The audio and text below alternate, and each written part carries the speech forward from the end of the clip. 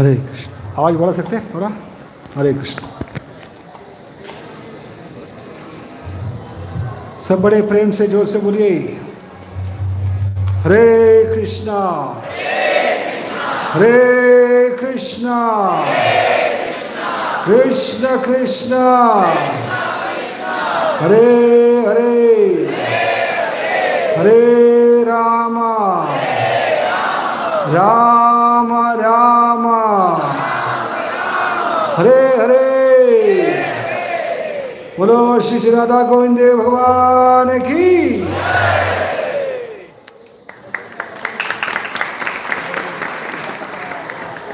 श्री श्री निताय गौर चंद्र की। श्री श्री विजय गोविंद भगवान की। शील प्रभुपाद की।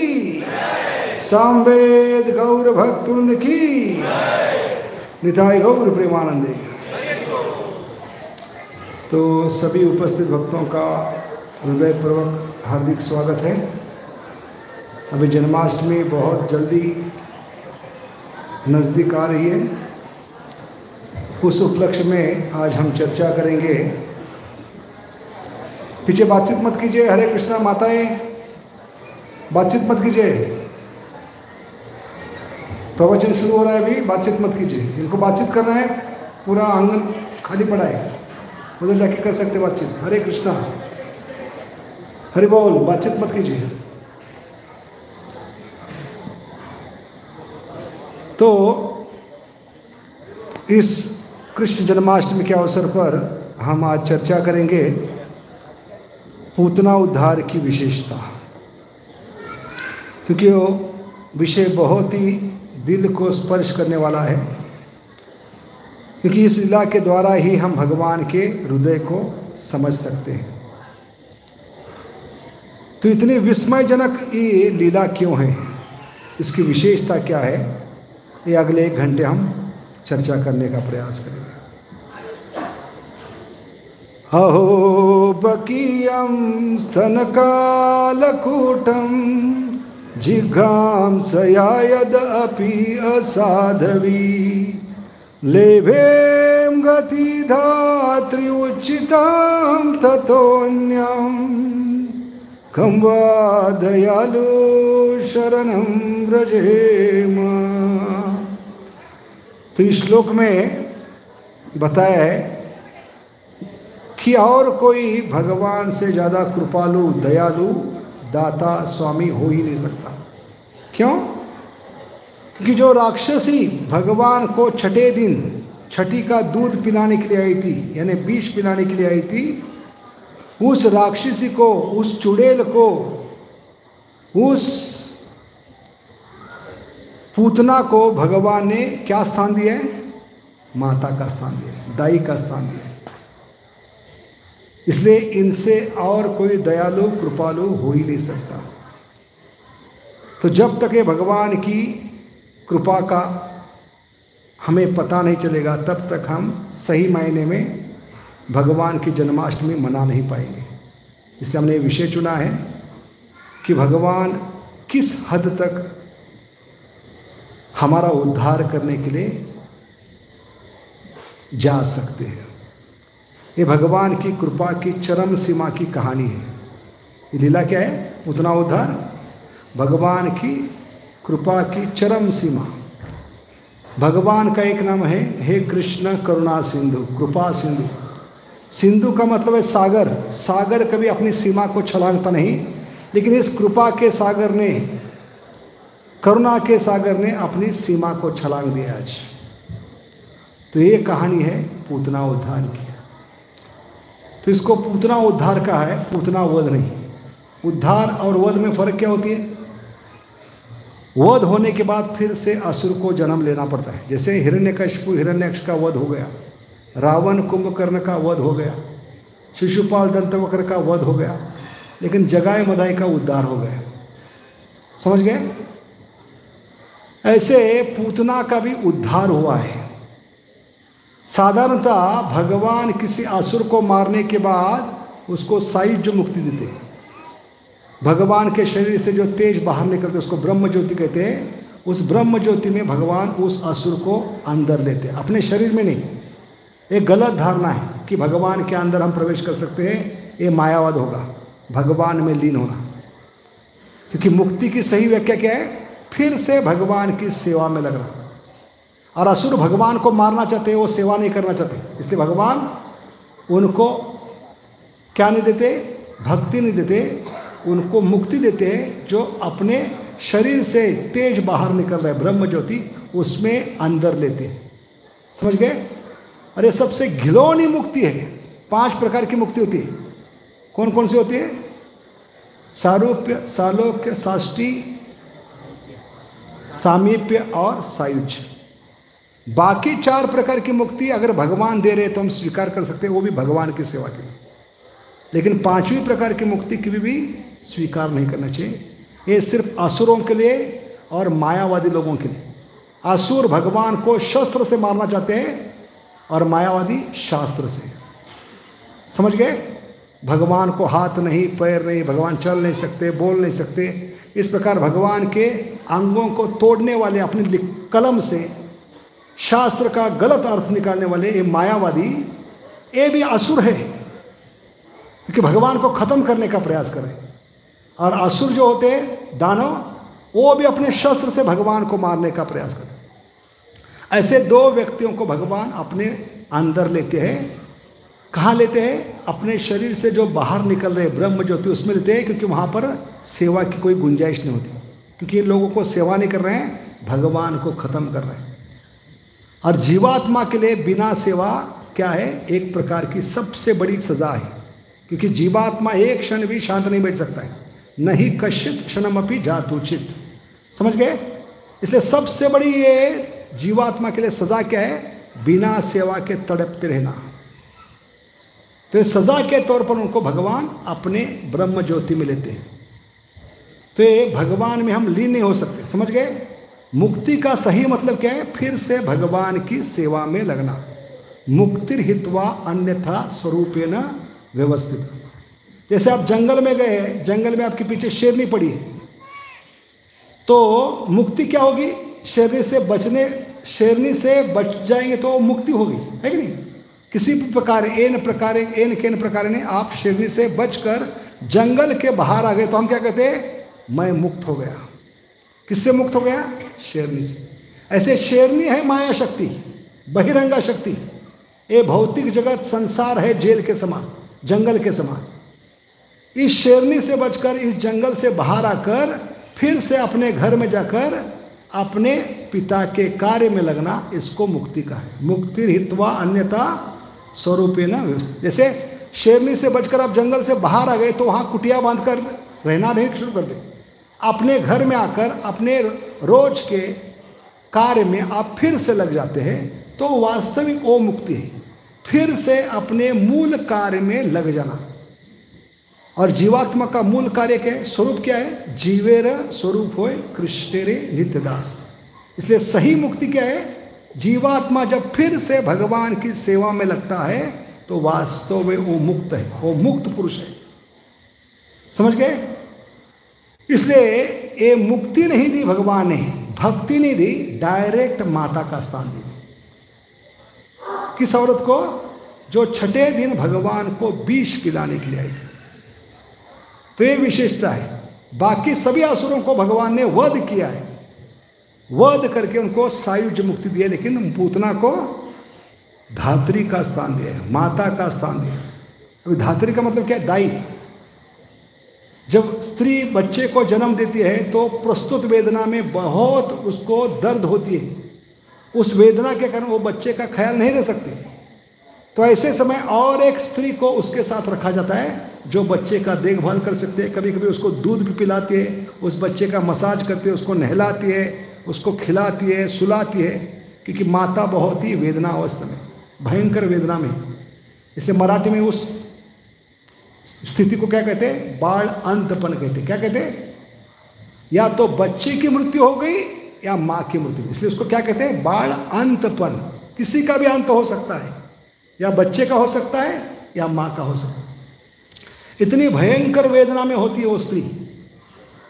तो अपने बच्चे खुद का देखभाल नहीं कर सकते तो बच्चों का क्या देखभाल करें। इसलिए एक औरत को रखा जाता है, उसको कहते हैं दाई। क्या कहते हैं? धात्री। वो धात्री का स्थान भगवान ने किसको दिया है? इस पूतना को दिया। तो आचार्य कहते हैं भगवान के गोलोक धाम में पहले से 2 धात्रियां थी, अंबिका और किलिम्बा। क्या नाम था उनका? अंबिका और किलिम्ब था, लेकिन भगवान ने एक और माँ को ऐड कर दिया, नर्स को, वो है पूतना। तो पूतना की स्थिति माँ से ऊपर है, समझ गए?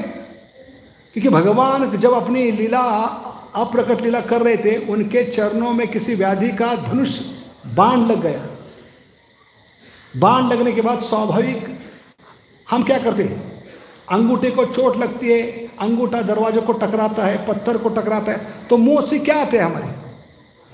माँ, है कि नहीं? तो ऐसे भगवान ने माँ जब पुकारा तो 3 माँ दौड़ कर आई। एक पालन पोषण करने वाली यशोदा माई, दूसरी जन्म देने वाली देवकी माता, और तीसरी थी पूतना। इतना बड़ा स्थान भगवान ने दिया है पूतना को। बोलो पूतना माता की। इसलिए कथा साधारण नहीं है। इस पूतना ने शुकदेव महाराज को भक्त बनाया है, समझ गए? जो शुकदेव महाराज 16 साल तक अपने माँ के गर्भ से बाहर निकलने के लिए तैयार नहीं थे, क्योंकि उनको डर था बाहर निकलूंगा माँ के गर्भ से तो भौतिक जगत की ये माया शक्ति मुझे पकड़ लेगी, क्योंकि माँ का गर्भ सबसे सुरक्षित स्थान है श्रवण कीर्तन के लिए। इसलिए बड़े बड़े महाभागवत माँ के गर्भ में ही श्रवण करके महाजन बने। शुकदेव महाराज, परीक्षित महाराज, और कौन थे? प्रहलाद महाराज, अभिमन्यु। क्योंकि माँ का गर्भ सबसे सुरक्षित स्थान है।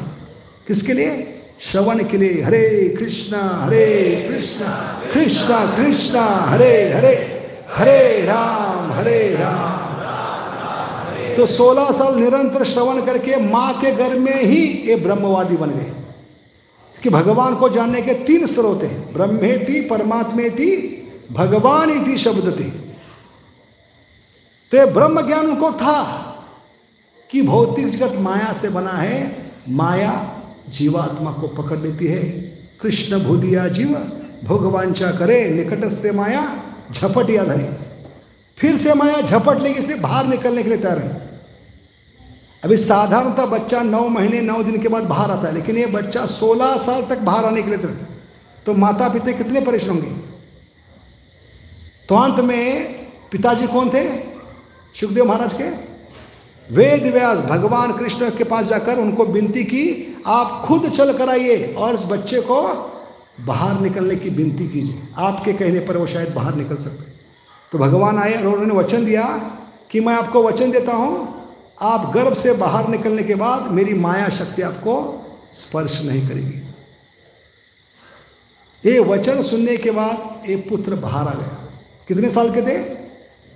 16 साल के। उस रूप में उनकी सारी शरीर की इंद्रियां विकसित हो चुकी थी, और इस अवस्था में वो नग्न भागने लगे। लेकिन पिताजी बहुत होशियार है। कौन है? वेद व्यास है। पहले से फीडिंग लगाई जंगल में, क्योंकि उनको मालूम था जो बच्चा 16 साल तक माँ से घर से बाहर निकलने वाला नहीं, वो बच्चे में वैराग्य कितना होगा। और जैसे ही घर बाहर निकलेगा गर्भ से, घर छोड़कर भागने का प्रयास करेगा, उसको घर में बनाए रखने के लिए, पकड़ने के लिए उन्होंने अपने शिष्यों को जंगल में पेड़ों के पीछे छुपा के रखा था। और क्या बताया था उनको? ये मेरा पुत्र जब भी जंगल से भागना शुरू करेगा नग्न अवस्था में, तो ये बहुत सुंदर सुंदर भगवान के गुणगान में, कृष्ण के गुणगान में, भागवतम के श्लोकों का आप क्या कीजिए? श्लोकगान कीजिए। भगवान की ये सुंदरता, भगवान की ये उदारता सुनकर शायद उसके दिल में परिवर्तन हो सके। तो पहले से फीडिंग लगी थी, मैच फिक्सिंग था। तो ये 2 श्लोक बोले गए हैं, जिसके कारण शुकदेव महाराज के जीवन में हलचल मच गई। जैसे समंदर में भवंडर होता है या तूफान आती है, उफान आता है, ऐसे शुकदेव महाराज के जीवन में पहली बार ब्रह्मवादी होने के बाद भी ये 2 श्लोकों ने उत्पात मचा दिया है। ये श्लोक हम यहाँ पे चर्चा करेंगे, तब पूतना की महानता समझ में आएगी। समझ गए? तो पहला श्लोक है भागवतम का 10वां स्कंद अध्याय 21 श्लोक क्रमांक 5। किसको पता है? जो भगवान की सुंदरता की क्या करता है? बखान करता है। भगवान कितने सुंदर है, भगवान से और कोई सुंदर व्यक्ति नहीं हो सकता। ये भगवान की सौंदर्य माधुरी 10.21.5। बरहा पीडम नटवर वपु कर्णयो कर्णिकारम बिभ्रध्वंस कर्णककपिशं वैजंती च मालाम रंध्रार्वेणुर अधरसुद अपूर्गोप वृंदे वृंदारण्यम स्वपदरमनम प्रविशदम कीर्ति। इस श्लोक में क्या बताया गया है कि भगवान कितने सुंदर है, किस प्रकार वो मोर मुकुट धारण करते हैं, किस प्रकार अपने हाथों में वेणु लेकर सारे जगत में उत्पात मचाते हैं, कैसे पीले वस्त्र पहनते हैं, कैसे उनके गले में वैजंती की माला है, एक सुंदर नटवर के समान कैसे वो ब्रज में प्रवेश करें, वृंदावन के जंगल में प्रवेश करें। इतना सुंदर वर्णन भगवान का इस श्लोक में दिया गया। ये सुनकर इनका आकर्षण बढ़ गया कि इतना सुंदर व्यक्ति कैसे हो सकता है। तो इस श्लोक ने उत्पात मचा दिया शुकदेव महाराज के जीवन में। वो और जानना चाहते थे भगवान के बारे में। तो ये पहले श्लोक ने सुंदरता का इतना बड़ा असर कर दिया शुकदेव महाराज पर, तो भगवान के बारे में और वो सुनने की लालायिता बढ़ने लगी। और उसके बाद जो दूसरा श्लोक सुना है वो श्लोक क्या है? ये श्लोक अहो बकीयम स्तनकालकूटम जिघ्घां सयायद अपि असाध्वी लेभेम गतिधात्री उच्चितां ततोन्यम कं वा दयालु शरणं व्रजेमा। श्लोक क्रमांक है भागवतम का 3 स्कंद 2 अध्याय 23 श्लोक। कितना है? 3.2.23। याद रखना बहुत आसान है क्योंकि भगवान ने हमें सभी 32 दिए। 32 उसका अपोजिट नंबर क्या है? 23। 3.2.23।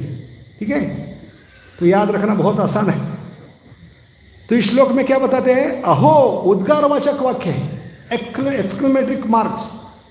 अहो का मतलब है उद्गारवाचक। अहो बकीयम, बकी का मतलब क्या है? बकी किसका नाम है? पूतना का एक नाम है बकी। क्यों बकी है? क्योंकि बकासुर की बहन है। बड़ा भाई अघासुर, छोटा भाई बकासुर और सबसे छोटी बहना पूतना। ये भी एक परिवार है, भगवान का भी एक परिवार है। भगवान के परिवार में भी सुंदर फोटो है, 2 भाई और बीच में बहना। 2 साइड में भाई है कृष्ण और बलराम, बीच में सुभद्रा। इसके बिल्कुल अपोजिट परिवार है पूतना का, 2 भाई और बहना, लेकिन दोनों का बिजनेस एकदम विपरीत है। कृष्ण बलराम सुभद्रा आते हैं जीवों के उद्धार के लिए और पूतना आई थी भगवान को मारने के लिए। क्योंकि पूतना के परिवार का बिजनेस क्या था? Family business. कैसे गोपाल को खत्म करे। 2 भाई और बहना एक ही बिजनेस पूरा जीवन करे थे, कैसे गोपाल को खत्म करे। अरे 2 भाई और बहना क्या करे? कैसे जीवों का उद्धार करे। जमीन आसमान का फर्क है 2 परिवार में। फिर भी भगवान ने पूतना का उद्धार किया। क्यों किया? सोचिए, बच्चा जब जन्म लेता है 6 दिन का है, उसको मिलने के लिए अस्पताल में नर्सिंग होम में जाते हैं तो क्या करते हैं? उसको अभिनंदन करते हैं। क्या कहकर? Wish you happy birthday. क्या कहते हैं? विश यू हैप्पी बर्थडे कहते हैं हम। लेकिन पूतना विश यू हैप्पी नहीं, विश पिलाने के लिए आई थी। समझ गए? तो भगवान ने क्या देखा ऐसी चीज जिस कारण पूतना का उद्धार किया है? क्या देखा होगा? सिर्फ देखा आई है। क्या है? आई है, खुद चल कर आई है। क्योंकि पूतना माता एक ही है जिसने भगवान का ये 18.66 श्लोक जीवन में उतारा है। सर्वधर्मान परित्यज मामेकम शरणम व्रज। व्रज में आई है, खुद चल कर आई है, अपने असुर परिवार को त्याग कर सर्वधर्मान परित्यज्य खुद चल कर आई है, 2 भाइयों को छोड़कर आई है, ब्रज में आई है और कुछ लेकर आई है। आई है इसलिए उसको आई बना दिया, समझ गए? मराठी में माँ को क्या कहते? आई है, कुछ लेकर आई है, खुद आई है, सारे परिवार को त्याग कर आई है। आई है तो आई बनाना ही पड़ा, समझ गए? इसलिए भगवान के विशेषता है कम व दयालु, इससे परम दयालु स्वामी दाता कोई हो ही नहीं सकता। क्योंकि भगवान क्या देखते हैं, करोड़ों जन्मों के बाद पूतना कुछ देने के लिए आई है, बस। हमारा उद्धार क्यों नहीं रहे? क्योंकि भगवान से हम सिर्फ मूर्ख लोग ले रहे, हमें सिर्फ लेना बैंक मालूम है, देना बैंक मालूम है। लेकिन पूतना ने साहस किया, भगवान को कुछ देने का प्रयास किया। तो ऐसे जीव को भगवान गीता में क्या कहते हैं? मनुष्यानाम सहस्त्रेषु। क्या कहते हैं? मनुष्यानाम सहस्त्रेषु। आप लोगों को सिर्फ गंदी आदत है भगवान से लेने की। जन्माष्टमी में 20 रुपये डोनेशन निकालना दिल पे आता है।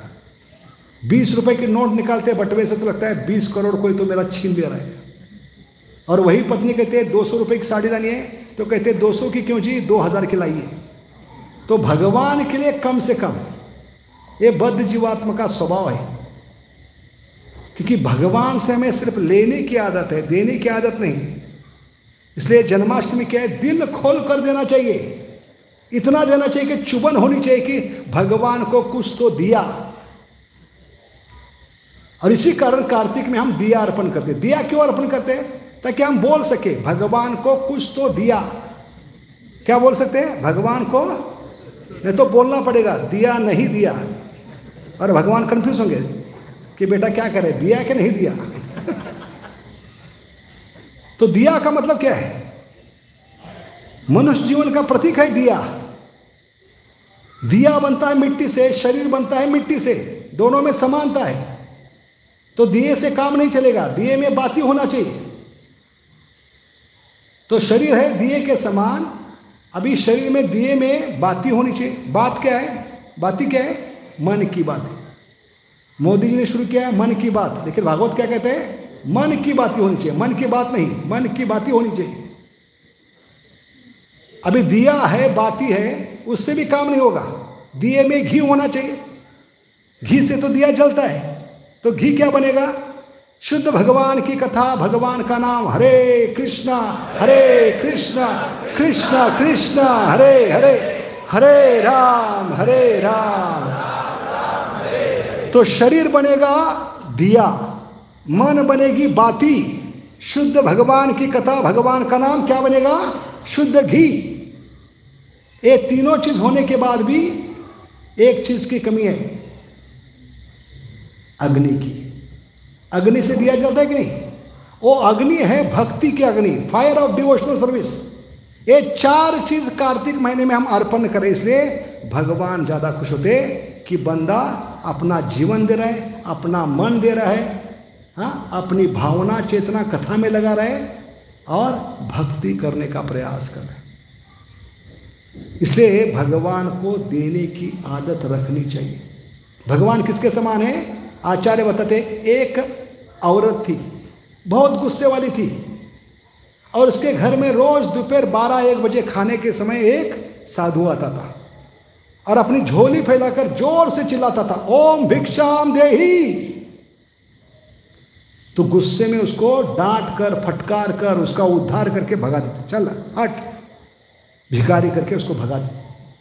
लेकिन आज भी ये साधु ऐसे समय आया दोपहर के 12-1 बजे, जब पति और पत्नी का जोर से झगड़ा चल रहा था। उस झगड़े में उसने जोर से दरवाजे से आवाज दी, ओम भिक्षाम देहि। तो इस औरत को इतना गुस्सा आ गया, आग बबूला हो गई, और घर में किचन में जाकर, रसोई में जाकर, चूल्हे में जो राख और अंगार था वो लेकर आई, और जो फैलाई हुई झोली थी उसमें डाला, ले मर जा। तो साधु नाचने लगा, बल्ले बल्ले, दही बल्ले नहीं, तो कहने लगे पागल हो गए क्या तू? क्योंकि साधु कहने लगा माता बहुत बहुत धन्यवाद, कल मैं फिर से आऊँगा। तो औरत कहने लगी पागल हो गए तुम? झोली में क्या डाला है देखा कि नहीं? क्या अंधा हो गया तू? झोली में मैंने राख और अंगार डाला है, फिर भी आप कह रहे कल आऊँगा? क्योंकि माता आज तक तूने मुझे खाली हाथ भेजा था, आज से तुझे देने की आदत पड़ी है, कल कुछ अच्छा मिलेगा, मैं जरूर आऊँगा। और वो साधु है भगवान कृष्ण। बोलो भगवान कृष्ण की। तो ये भावना है पूतना के प्रति भगवान की कि माता इस जन्म में दूध पिलाया, लेकिन अगले जन्म में जरूर मुझे तू दूध पिलाएगी, इसलिए मैं तुझे माता बना रहा हूं। समझ गए? क्योंकि पूतना ने अपनी ईर्ष्या की, द्वेष भावना की, मत्सरता की सीमा को छलांग दिया, इसलिए भगवान भी कंपटीशन में उतर गए। तुम एक मारोगी तो मैं 4 मारूंगा, है कि नहीं? जैसे को तैसा मिला। तो भगवान ने वचन दिया पूतना माता को कि पूतना माता तूने आज मुझे दूध पीने का मौका नहीं दिया, मैं भी देख लूंगा किसी जन्म में तुझे दूध पीने का मौका नहीं दूंगा। ये भगवान का वचन है। इतनी सुंदर कंपटीशन भगवान करते हैं। समझ गए इसको? पूतना तूने मुझे दूध पीने का मौका नहीं दिया, तुझे भी दूध पीने का किसी जन्म में मौका नहीं दूंगा। इसका मतलब क्या है? फिर से तुझे जन्म लेना नहीं दूंगा, फिर से किसी माँ के घर में जाने की नौबत नहीं आएगी, किसी माँ का दूध पीने की नौबत नहीं आएगी। बोलो कृष्ण भगवान की। इसलिए कम हुआ दयालु, इससे और कोई दयालु नहीं हो सकता। समझ गए? और ये सुनकर उत्पात मच गया सुखदेव महाराज की। क्योंकि साधारण क्या है, जितना व्यक्ति सुंदर होता है उसका हृदय उतना क्या होता है? निर्दयी होता है, उतना कठोर होता है। ईर्ष्या होती है, द्वेष होती है। क्या द्वेष होता है? मुझसे सुंदर व्यक्ति पैदा ना हो, अगर पैदा भी होगा तो उसके मुंह पे एसिड डालकर उसको खत्म करूंगी। विश्व सुंदरी ही करती है कि नहीं? जितना सुंदर व्यक्ति उसको एसिडिटी होती है और एक सुंदर व्यक्ति को देकर। इसलिए साधारणतः क्या होता है? सुंदर व्यक्ति हमेशा दूसरों के साथ ईर्ष्या करता है। जैसे जब तक राजेश खन्ना सुपरस्टार था बहुत खुशी में था, लेकिन बच्चन पैदा हो गया तो राजेश खन्ना की एसिडिटी बढ़ने लगी, है कि नहीं? ऐसे हर फील्ड में भगवान किसी ना किसी बंदे को पैदा करते हैं आपके शुद्धिकरण के लिए। ऐसे सुंदर व्यक्ति को हमेशा ईर्ष्या होती है दूसरों के प्रति, मुझसे ज़्यादा सुंदर व्यक्ति पैदा ना हो, मैं हमेशा 1 नंबर पर रहूँ, टॉप पर रहूँ। लेकिन भगवान ऐसे व्यक्ति को उस वहाँ से हटाते क्यों है? क्योंकि भगवान पक जाते हैं उनका थोबड़ा देख देख के। भगवान को वैरायटी चाहिए होती है। समझ गए? तो भगवान क्या करते हैं? उसके बाप को जन्म देते हैं। समझ गए?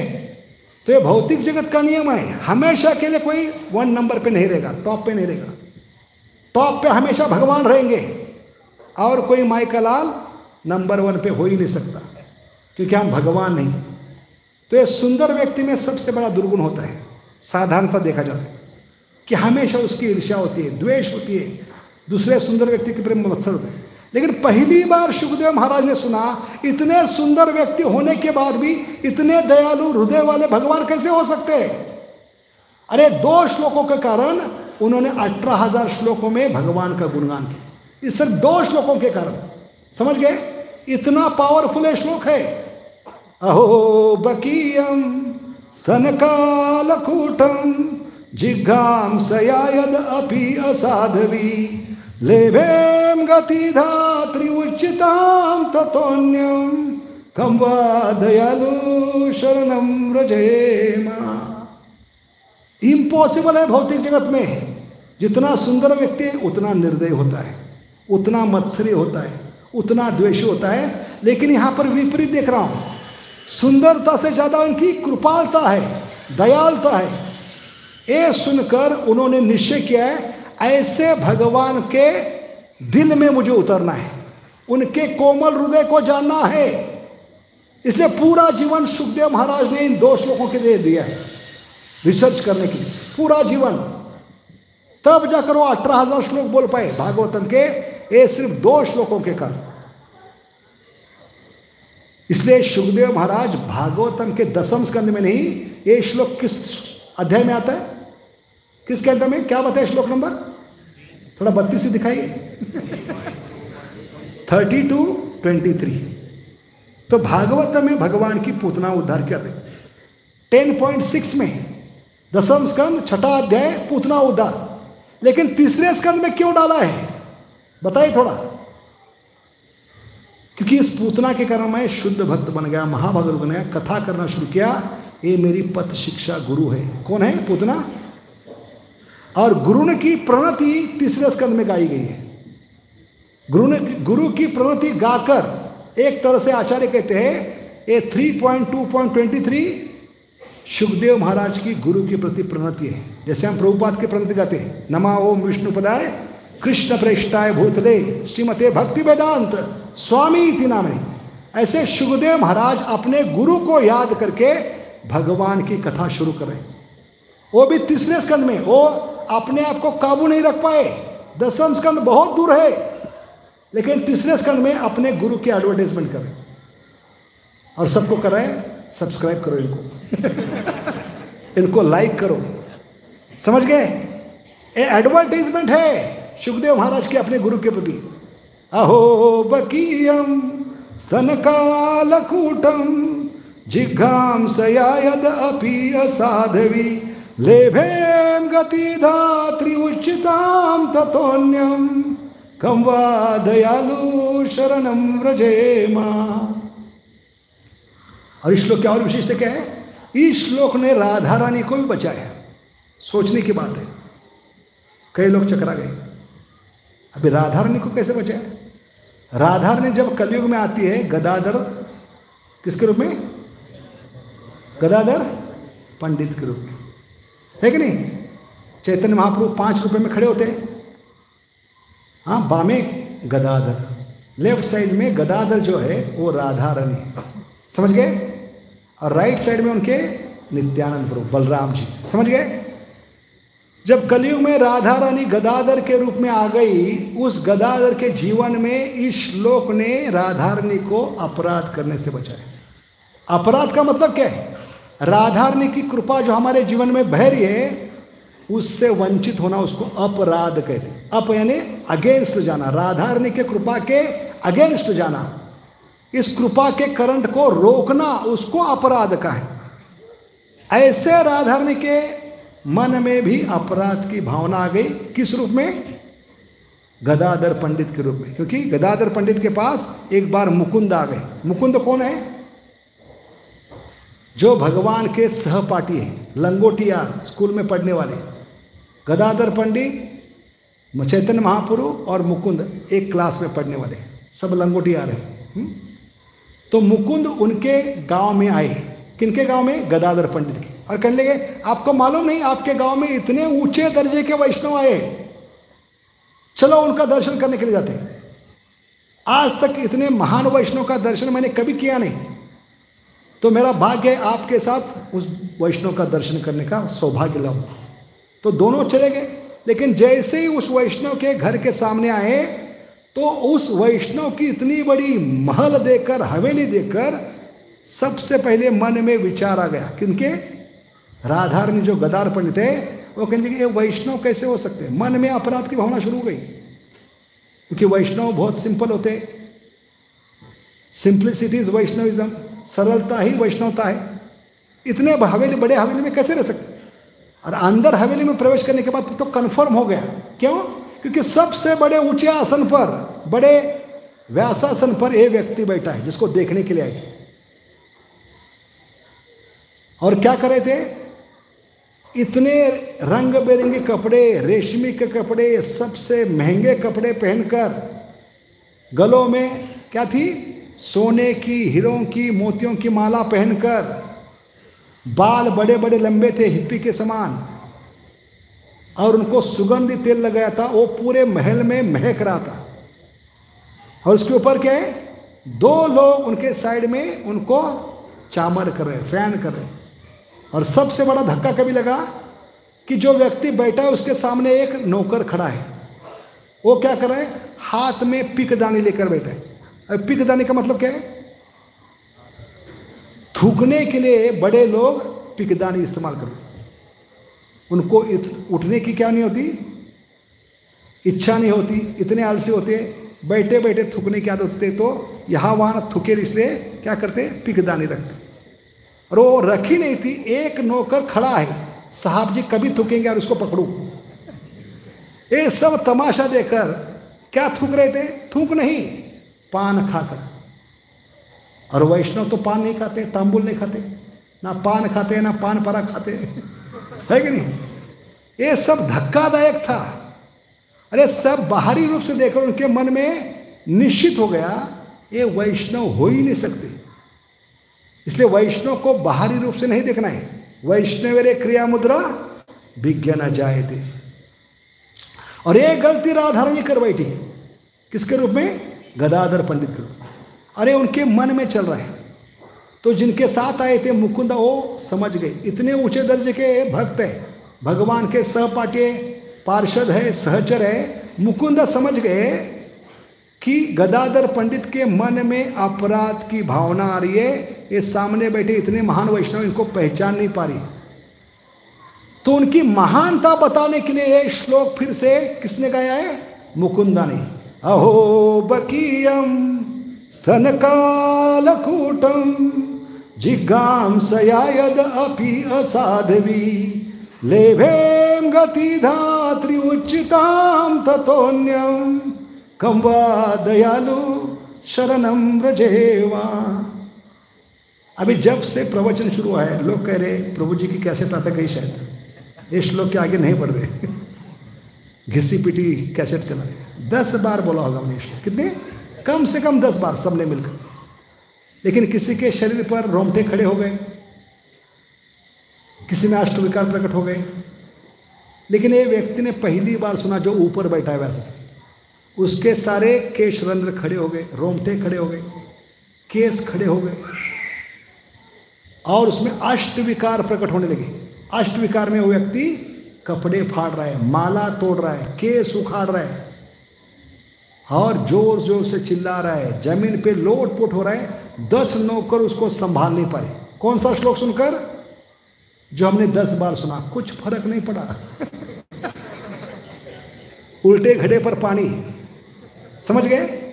लेकिन इस श्लोक में ताकत क्या है, इस आदमी में इतने विकार आने लगे, लोटपोट होने लगा, कपड़े फाड़ने लगा, माला तोड़ने लगा, केस उखाड़ने लगा, जोर जोर से चिल्लाने लगा। 10 नौकर संभाल नहीं पा रहे थे।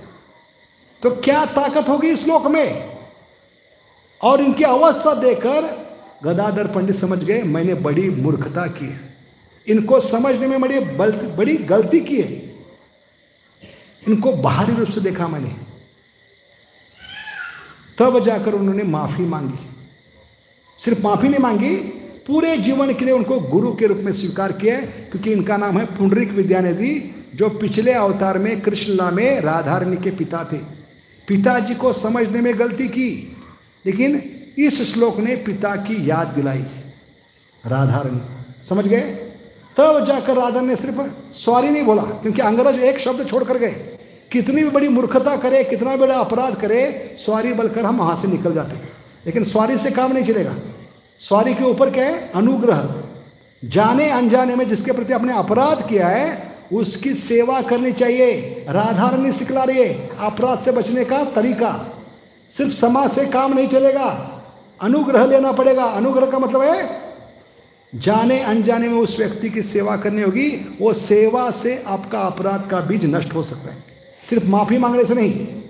जैसे दक्ष ने शिव जी के प्रति अपराध किया, लेकिन जब प्रेशर आ गया 33 कोटि देवताओं का, ब्रह्मा का, विष्णु का, तो लोक लज्जा के लिए माफी मांगी, सॉरी। लेकिन मन में क्या थी, दामाद तुझे देख लूंगा, तुझे पूरा नंगा करूंगा, क्योंकि शिव जी दामाद है। जब भी मौका मिलेगा तुझे खत्म कर दूंगा, तुझे नंगा कर दूंगा। ये बीज उनके मन में था। माफी मांगने से बीज नष्ट नहीं होता। और इसका नतीजा क्या हुआ, अगले जन्म में उनका पतन हो गया। जब शिवजी का अपराध किया तो ब्राह्मण परिवार में थे, लेकिन ये अपराध के कारण सिर्फ क्षमा मांगने से उनका पतन हो गया, क्षत्रिय बनकर आए।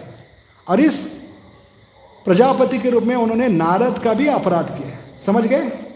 इसलिए यहाँ पर सिखलाया जाता है कि हमें सिर्फ अपराध के लिए माफी नहीं मांगनी है, अनुग्रह भी लेना होगा। और इस श्लोक ने बचाया है, समझ गए? इसलिए साधारण श्लोक नहीं है।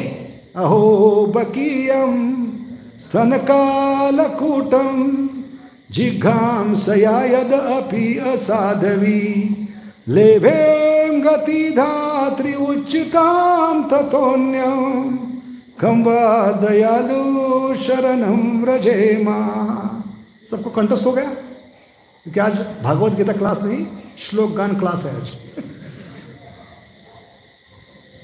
तो जब भगवान के पास आ रहे तो भगवान को हमें कुछ लेके आना है।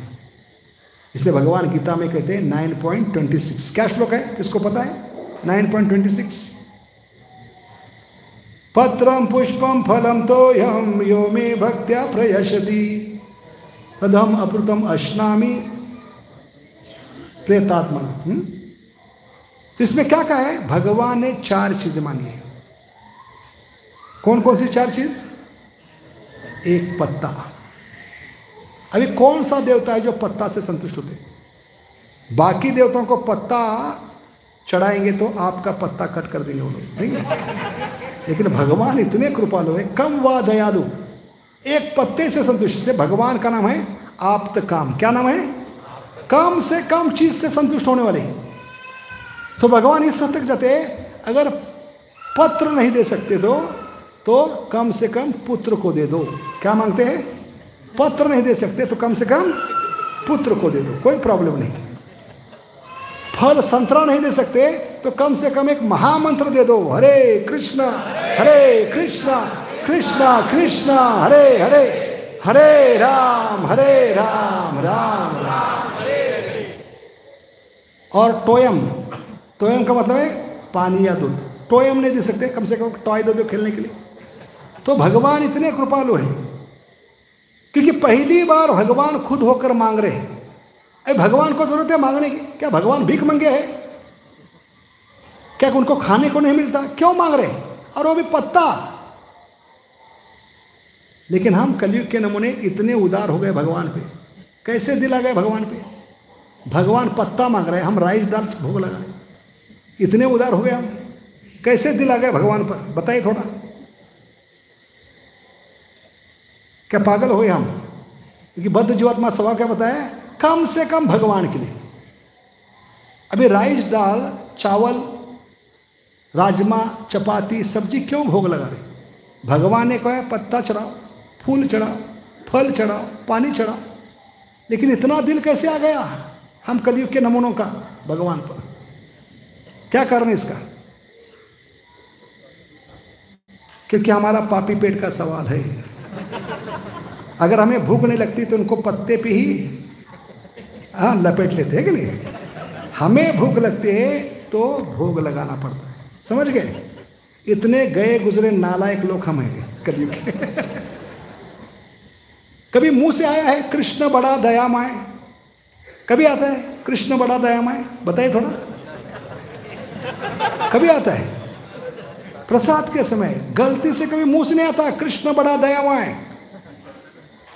इतनी शर्त भरी भक्ति कर रहे हैं, कंडीशनल भक्ति। तो भगवान की कृपा कैसे होगी? वो आत्मा को संतुष्टि कैसे देगी? भक्ति कौन सी संतुष्टि देती है आत्मा को? अहेतु की अप्रत्यता यह आत्मा सुप्रसिद्ध थी। लेकिन हेतु कितना है? पहले प्लेट दिखाओ, आइटम दिखाओ, बाद में बोलेंगे हम कृष्ण बड़ा दयामय। और वो भी क्यों बोलते हैं? लोक लज्जा के लिए। क्योंकि बाजू में बैठे भक्त कहेंगे प्रभु जी 30 साल से कृष्णा कॉन्शियस में है, हरे कृष्ण महाप्रसाद भी नहीं आता। इज्जत का सवाल इसलिए बोलना पड़ता है। इतने गए गुजरे हम कलयुग के नमूने हैं और कहते हैं भगवान का नाम काम नहीं कर रहे, भगवान की भक्ति काम नहीं करे। कैसे करेगी? इतने हेतु लेकर कर रहे। इसलिए भगवान यहां पर खुद होकर कहे पत्रम पुष्पम फलम तोयम यो मे भक्त्या प्रश्न। अभी इसमें भगवान ने 8 शर्तें कम की है। कितनी? 1 नहीं 2 नहीं 8 शर्तें। बताइए क्या क्या 8 शर्तें कम की है भगवान ने? क्योंकि भगवान कोई हिटलर नहीं है। एक गलत धारणा से मंदिर में मत आइए कि भगवान के शरण जाने से, भगवान को कुछ देने से भगवान निचोड़ते रहेंगे। जैसे गन्ने का जूस निकालने वाला कितनी बार गन्ना डालता है मशीन में, बताइए कितनी बार डालता है? जब तक मशीन टूटती नहीं तब तक डालते रहता है। अरे अनुभव लेकर हम भगवान के पास रहे, ये मूर्खता है हमारी। क्योंकि भौतिक जगत में, जब से इस भौतिक जगत में आए, हमें सब हिटलर ही मिले, निचोड़ने वाले, हमारा जूस निकालने वाले। हमारा भौतिक जगत में जिसको भी स्वामी स्वीकार किया है, जिससे भी प्रेम किया है, उसने हमें निचोड़ा है। सब ने प्रेम के नाम पर हमारा शोषण ही किया है। और एक कटु अनुभव लेकर भगवान के पास मत आइए, क्योंकि भगवान कोई हिटलर नहीं। हिटलर क्या करता था? किसी देश को, किसी राजा को परास्त करने के बाद, वो शरणागत आने के बाद उसको पूरा निचोड़ता था। इतना सोना देना चाहिए, इतना जमीन देना चाहिए, इतना दारू गोला देना चाहिए, इतना सैनिक देना चाहिए, इतनी औरतें देनी चाहिए, इतना जमीन का टुकड़ा देना चाहिए। ये सब लेने के बाद, निचोड़ने के बाद, अंत में जाते समय उस देश का वर्ल्ड मैप से, नक्शे से नामो निशान मिटा कर जाता। इतनी बर्बादी करके जाता। और एक कटु अनुभव लेकर हम आ रहे हैं कि भगवान भी शायद हिटलर के समान नहीं, वो हमसे ज्यादा चाहते हैं कि हम घर लौटे। इसलिए भगवान खुद होके कह रहे,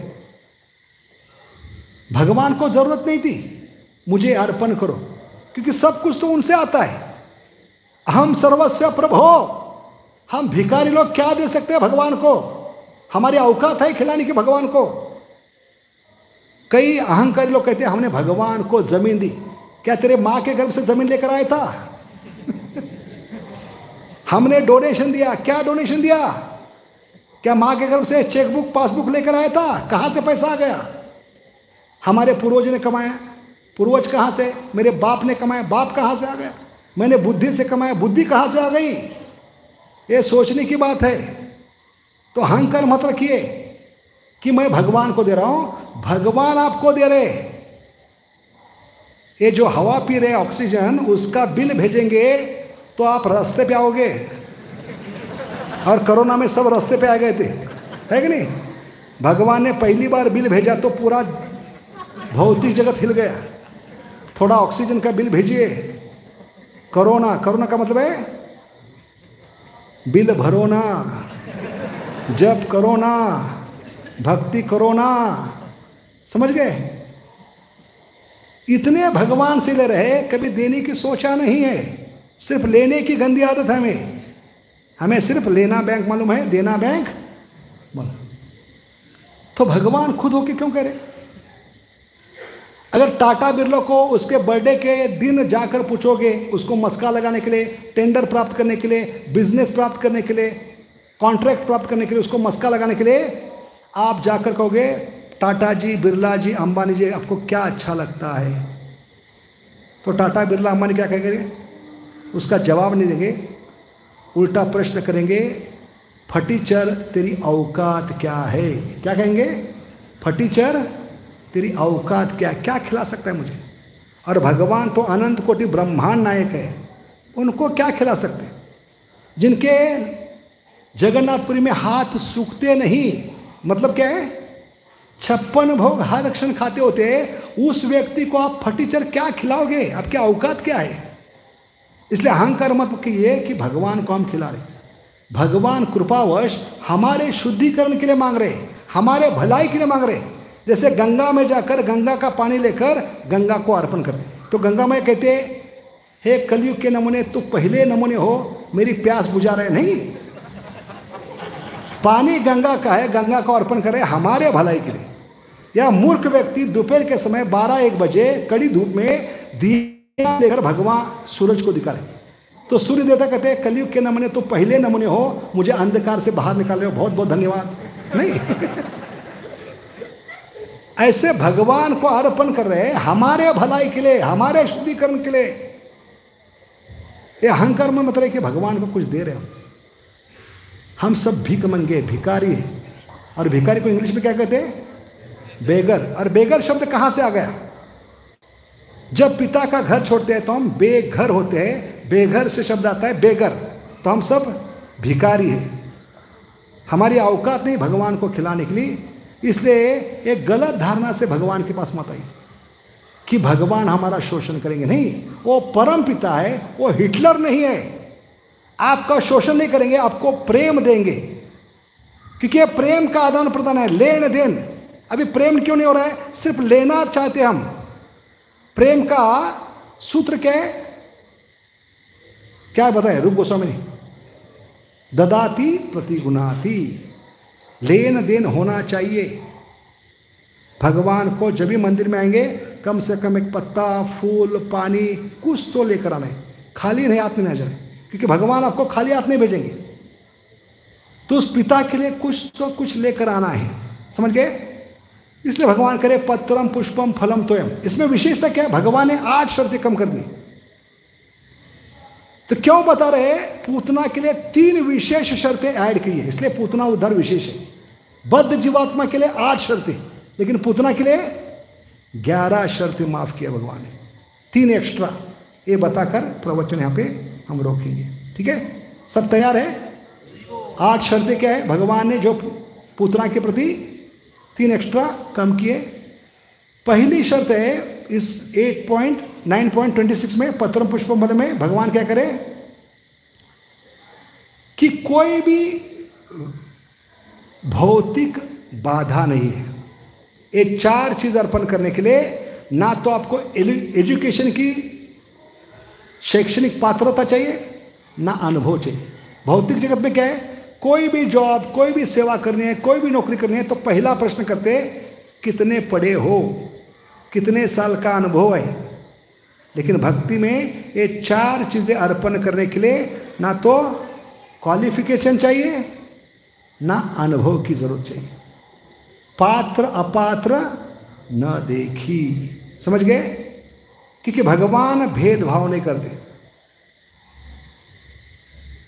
लेकिन भगवान भेदभाव करते भी हैं। 9.22 क्या कहते हैं? समोहम सर्वभूतेषु। क्योंकि भगवान अगर भेदभाव नहीं करेंगे तो भगवान नहीं हो, क्योंकि भगवान में दोनों गुण होना चाहिए। क्योंकि हमने फिलॉसफी क्या है भी नहीं भी। भगवान पार्शियल है भी और नहीं भी, अचिंत्य भेदा भेद, इसलिए इनको समझना मुश्किल है। ब्लैक एंड व्हाइट कभी नहीं है, ब्लैक लेकिन कभी ब्लैक एंड व्हाइट नहीं करते इनको समझना बहुत कठिन है, क्योंकि दोनों चीज भगवान में। भगवान भेदभाव करते भी है, भेदभाव करते भी नहीं। इसलिए भगवान कौन है? कृष्णा इज इम्पार्शियली पार्शियल, समझ गए? कैसे? जब भक्ति देने का समय आता है, भगवान का नाम देने का समय आता है, तो जीवों में भेदभाव नहीं करते, पात्र अपात्र न दिखे। लेकिन एक बार भक्त बन गया, सेवा में लग गया, तो उसके प्रति सॉफ्ट कॉर्नर रखते हैं, समझ गए? भेदभाव करना शुरू करते हैं, समझ गए? जैसे बड़ा धनवान व्यक्ति है और जब गांव को दान करता है तो ऊपर से पैसा फेंकता है, देखता नहीं कौन भिखारी है कौन अमीर है, फेंकते जाता है पैसा रोज अपने छत से। लेकिन जब अपनी प्रॉपर्टी नाम करने की बारी आती है, वारिस चुनने का समय आता है, तो वारिस किसको चुनता है? वो अपने पुत्र को। भले दान करते समय वो भेदभाव नहीं करता, लेकिन जब खुद की प्रॉपर्टी नाम पे करने की आती है तो किसके नाम पे करेगा? अपने पुत्र। ऐसे भगवान भक्तों को पुत्र समझते, समझ गए? इसलिए कृष्ण क्या है? इम्पार्शियली पार्शियल, समझ गए? लेकिन जब भक्ति देने का समय आता है, ये 4 चीज स्वीकारने का समय आता है, भगवान भेदभाव नहीं करते, किसी से भी वो स्वीकार कर सकते। क्वालिफिकेशन की, योग्यता की जरूरत नहीं, अनुभव की जरूरत नहीं। पहली शर्त कम कर दी भगवान ने। सेवा के लिए लायकी की जरूरत नहीं, क्योंकि हम सब नालायक हैं, समझ गए? किसी को कोई लायक नहीं, तो हमारी लायकी बनाते हैं ये सेवा स्वीकार करके भगवान। दूसरा क्या है? भिखारी से भिखारी व्यक्ति भी भगवान को भोग लगा सकता है। अभी आपके पास कोई भिखारी आएगा, कहेगा एक गिलास पानी दीजिए, किसके लिए चाहिए? भगवान को भोग लगा। कितनी खुशी होगी? भिखारी होने के बाद भी ये भगवान को भोग लगा रहा है। पानी का गिलास क्यों? हम बिस्लेरी स्पॉन्सर करेंगे, क्योंकि भिखारी होकर भी वो भगवान को कुछ देने का प्रयास करे। इसलिए भगवान ने ये शर्त क्या रखी है? कम से कम चीज मांगी है, जिसमें कम से कम पाप है। अरे 4 ही चीज क्यों मांगे, 5 क्यों नहीं मांगी, 3 क्यों नहीं मांगी? क्योंकि इस भौतिक जगत में किसी भी आश्रम में हो, आपको जीने के लिए 4 पाप करनी होते। जीना है तो पाप कर प्यारे, क्या कहना है? हाँ, ये 4 पाप क्या है?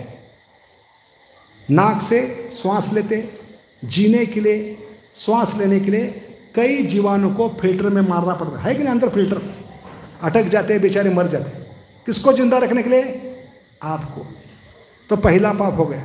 पानी पीते, पानी के साथ अनेक जीवाणु स्वाहा हो गए, दूसरा पाप हो गया।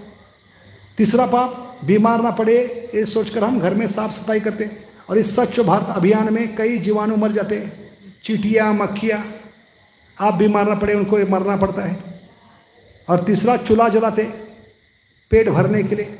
जैसे चूल्हा जलाते, गैस जलाते, चूल्हे के गैस पर अग्नि भड़कते, उसके अग्नि पर जितने भी हवा में जीवाणु है, कीटाणु, क्या हो गया? मर गए। आपने नॉनवेज पकाया है कि नहीं? तो ये 4 पाप अनिवार्य। इन 4 पापों से बचने के लिए भगवान क्या मांग रहे? 4 चीज, पत्रम, पुष्पम, फलम, तोयम। समझ गए? अरे भिखारी से भिखारी व्यक्ति भी भगवान को भोग लगा सकते। तीसरी शब्द क्या है? भगवान ने एक वचन में मांगा है। संस्कृत में क्या होता है? पत्रम, पुष्पम, फलम, तोयम। ये एक वचन में। अनेक वचन में क्या होगा? पत्राणि, पुष्पाणि, फलानि। समझ गए? तो श्लोक में क्या है? पत्राणि, पुष्पाणि, फलानि है कि पत्रम, पुष्पम? तो भगवान ने तीसरी शब्द कम किया है। बेटा तुम्हारी औकात नहीं 1 डजन संतरा अर्पण करके 1 संतरा अर्पण करो, है कि नहीं? 10 लीटर पानी अर्पण करने की आपका औकात नहीं, 1 गिलास पानी अर्पण करो, कम से कम चीज, आप तो काम। समझ गए? तो भगवान ने एक वचन में मांगा है, पत्रम, पुष्पम, फलम, तोयम। याद रखिए, ये तीसरी शब्द कम हो गई। चौथी, चारों में से 4 चीजें मांगी, 4 में से 1 भी चलेगा। पत्ता चलेगा, फूल चलेगा, पानी चलेगा, फल चलेगा। चौथी शर्त। 5वीं शर्त, हरे कृष्णा, हरि बोल, बचत मत। ये 4 में से 3 चीजें भगवान ने एक जगह बना के रखी। कौन सी जगह है बताइए? पत्रम, पुष्पम, फलम, तोयम में 4 में से 3 चीजें भगवान ने जानबूझकर एक जगह बना के रखी। क्योंकि हम कलयुग के नमूने हैं, गए गुजरे, आलसी है, मंद सुमंद मत यो, मंद भाग्य उपद्रता। खुद के लिए हाथ पैर नहीं मारेंगे तो भगवान के लिए हाथ पैर क्या मारेंगे? तो कलयुग के नमूने तेरे लिए मैं 4 में से 3 चीज़ें एक जगह बना के रखता हूँ, तुझे यहाँ वहाँ भागना ना पड़े, हाथ पैर मारना ना पड़े। ये भगवान की अनुकंपा है। कौन सी 3 चीज़ें जो 4 में से एक जगह बना के रखी? पत्ता, फूल, फल। कहाँ मिलता है? पेड़ पर। अरे पेड़ घर के आंगन में है, घर के पीछे है, तो उसका पैसा भरना पड़ता है? क्यों नहीं भरना पड़ता? क्योंकि उसका भगवान ने पैसा ऑलरेडी पेड किया, इसलिए उसको पेड़ कहते हैं। क्या कहते हैं? ये कारण है। अभी वृक्ष को पेड़ क्यों कहते हैं? कभी सोचा है इसके बारे में? क्योंकि भगवान ने उसका पैसा ऑलरेडी पेड किया है। तुम इतने गए गुजरे हो, मेरे लिए बटवा नहीं खोलोगे। ये 5वीं शर्त। 6ठी शर्त क्या है? ये तोड़ने के लिए हम हाथ को स्ट्रेच करते हैं, और इसको भौतिक जगत में योगा कहते हैं। क्या कहते हैं? हाथ पैर को स्ट्रेच करना, इसको योगा कहते हैं। ये जो खुद के लिए करेंगे तो कर्म का बंधन लगेगा, लेकिन यही बात भगवान के लिए स्ट्रेच करोगे तो भक्ति योगा हो गया। इतने हद तक जाते हैं भगवान। पहले फल तोड़ रहे थे, हाथ ऊपर नीचे कर रहे थे, तो क्या होता था? उसका फल लगता था। लेकिन फल तोड़ने के लिए हाथ ऊपर नीचे कर रहे हैं तो उसका फल नहीं लगेगा, क्योंकि वो फल भगवान की सेवा में जा रहा है। समझ गए? ये भगवान की अनुकंपा है। और जो भोग लगा रहा है पेड़ से लेकर पत्ता फूल, उसका तो उद्धार होगा, लेकिन उस वृक्ष का भी उद्धार करते हैं। समझ गए? ये 7वीं शर्त पूरी कर दिया भगवान ने। समझ गए? इस हद तक भगवान जाते हैं। 8वीं शर्त क्या है? कि भगवान कह रहे पत्रम, पुष्पम, फलम, तोयम। अबे सोना चांदी क्यों नहीं मांगा? मैं अनंत कोटि ब्रह्मांड नायक हूँ, लक्ष्मी का पति हूँ, वैकुंठ का पति हूँ, मुझे फालतू चीज़ नहीं चलेगी। पत्ता, फूल, मुझे फूल मत बनाओ, मैं तो आपका पत्ता कट कर दूंगा मैं। भगवान मांग सकते हैं, सोना चढ़ाओ, चांदी चढ़ाओ, क्यों नहीं मांगे बताइए थोड़ा। क्योंकि भिखारी कहेगा तू कैसे बाप है, अमीरों के लिए तो बना है, हम आपको शाश्वत काल के लिए निष्कासित करते, डिक्लेयर करते हमारे बाप नहीं हो। तो भगवान की मजबूरी बढ़ती, क्योंकि सबके बाप है, सबको समान हक देना चाहिए। इसलिए भगवान ने क्या कहा है, कम से कम चीज़ भिखारी से भिखारी व्यक्ति भी इसको भोग लगा पाए। इसलिए भगवान ने शर्त करके पत्रम पुष्पम, सोना चांदी नहीं। दूसरा कारण क्या है, अगर सोना चांदी चढ़ाते तो हमें अहंकार होगा कि भगवान पे मैंने सोना। इसलिए बड़े बड़े व्यापारी होते हैं, बड़े बड़े साहूकार होते, बड़े बड़े शिवजी होते, अपने घर में भगवान के विग्रह लाते, राधा कृष्ण गौर नेता है। क्यों लाते हैं, भगवान से प्रेम है इसलिए नहीं, क्योंकि सारे मोहल्ले को, सारे इलाके को, सारे रिश्तेदारों को, मित्र परिवार को बुलाकर उनको एग्जीबिशन करना होता है। किसका एग्जीबिशन, आओ हमारे घर में कितना सोना चांदी है, ये दिखाने का एक अवसर उनको प्राप्त होता है जब घर में वो विग्रह लाते, भगवान को एक क्या बनाते हैं, इंस्ट्रूमेंट बनाते एग्जीबिशन के लिए। अगर भगवान के शरीर पे चढ़ाएंगे तो लोग आएंगे भगवान को देखने बहाने और हमारा गुणगान करेंगे, कितना बड़ा धनवान व्यक्ति है, कितना इसके पास सोना चांदी है। तो भगवान को एक क्या बनाया, खिलौना बनाया, किसके लिए, खुद का गुणगान करने के लिए। और ऐसे भगवान को आमंत्रित करने के बाद, एग्जीबिशन होने के बाद अगले दिन से वो भगवान की तरफ देखते भी नहीं। तो भगवान की सेवा के लिए भाड़े के टट्टू लगाते, उठाने के लिए एक टट्टू होता है, सुलाने के लिए, श्रृंगार करने के लिए, भगवान का भोग लगाने के लिए, ऐसे भाड़े के टट्टू लगाकर भगवान की सेवा करवाते। तो भगवान कहते उल्लू के पट्टे, तेरा प्रेम प्राप्त करने के लिए मैं आया हूँ, व्यक्तिगत प्रेम, और तूने तो भाड़े पे लगा दिया सबको। हाँ, तो एक मुझे व्यापारी रिश्ता नहीं चाहिए। और ऐसे लोगों को भगवान याद नहीं आते, क्योंकि पैसे कमाने में इतना व्यस्त है, बाप बड़ा ना मैया, सबसे बड़ा रुपया। इसमें वो भूल जाते घर में भगवान है, उनको दर्शन करना चाहिए, उनके पास बैठना चाहिए, मन को खुला करना चाहिए, उनका भजन करना चाहिए। समय नहीं, क्योंकि कलयुग में हमारे पास कम वक्त है, इसलिए हम कलयुग के सब कम वक्त है। क्या है, हाँ, कम वक्त गाली नहीं है। कम वक्त किसको कहते हैं, जिसके पास कम वक्त है उसको क्या कहते हैं, कम वक्त कहते हैं। क्योंकि मनुष्य जीवन में आकर भी भगवान के लिए समय नहीं निकालेंगे तो समय आपको यहां से निकाल देगा। याद रखिए, क्या बताया हमने, मनुष्य जीवन में आकर अगर भगवान के लिए समय नहीं निकाला, जिसने 24 घंटा दिया है उसके लिए समय नहीं निकालोगे तो समय आपको यहां से निकाल देगा। याद रखिए। तो ऐसे लोग भगवान के पास जाते भी नहीं है और उनको भगवान की याद भी नहीं आती, क्योंकि उनका काम हो गया, एग्जीबिशन हो गया। लोगों ने हमारा गुणगान किया, कितने बड़े हो, कितना धन है आपके पास, कितना सोना चांदी है। ये गुणगान होने के बाद वो भगवान को भूल जाते हैं, कभी भगवान की तरफ मुड़ के देखते नहीं। ऐसे लोगों को भगवान कभी याद आते। तो भगवान ऐसे लोगों को सबक सिखाने के लिए उनको करोड़पति से रोड़पति बनाते थे। बिजनेस में घाटा, घर में झगड़ा, पूरा जीवन बर्बाद, पूरा धन संपत्ति लूट जाते, बच्चे लोग पूरे कंगाल होते। कंगाल होने के बाद ना घर में फूटी कौड़ी है, ना बैंक में फूटी कौड़ी है। ऐसे लोगों को फिर भगवान याद आते। क्यों याद आते, भगवान है इसलिए नहीं। क्यों याद आते, कि भगवान पे कुछ सोना चांदी चढ़ाया है, वो बेचकर कुछ पैसा आएगा। इतने गए गुजरे लोग होते हैं, समझ गए। क्यों भगवान की याद आती है, भगवान है इसलिए नहीं कि भगवान पे सोना चांदी चढ़ाया है, वो बेचकर कुछ पैसा मिलेगा। तो भगवान को भी बेचने वाले लोग हैं, समझ गए। इसलिए भगवान कहते हैं उल्लू के पट्टे, मुझे ऐसा बिजनेस का रिश्ता नहीं चाहिए। उल्टा मुझे क्या करो, एक पत्ता अर्पण करो, फूल अर्पण करो, फल अर्पण करो, पानी अर्पण। और इसमें भी भगवान का छल है। कौन बताएगा क्या छल है भगवान का, कितना प्रेम करते हैं भगवान, किस हद तक जा सकते हैं। कम व दयालु, ये लाइन को समझना है तो ये पॉइंट समझना पड़ेगा। तब भगवान कितने कृपालु है, दयालु, समझ सकते हैं। भगवान ने सोने चांदी की जगह पत्र पुष्प फल क्यों मांगा है? अरे मांग कर हमसे छल किया है।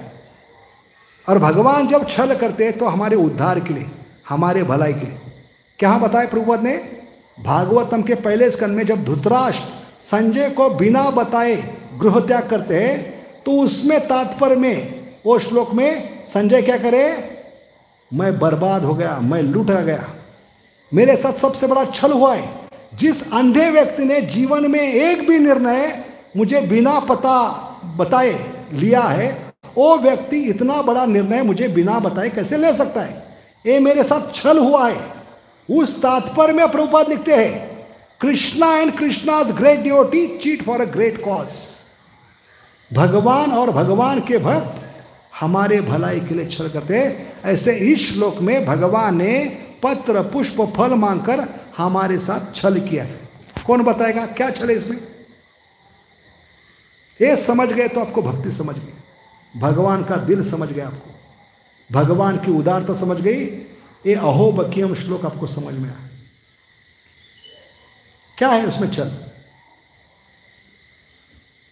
क्योंकि जब भी पत्ता चेंज करने का, धूप के समय में, गर्मी के समय में, दिन में कम से कम भगवान के चरणों में जो तुलसी पत्ता होता है कितनी बार चेंज करते हैं?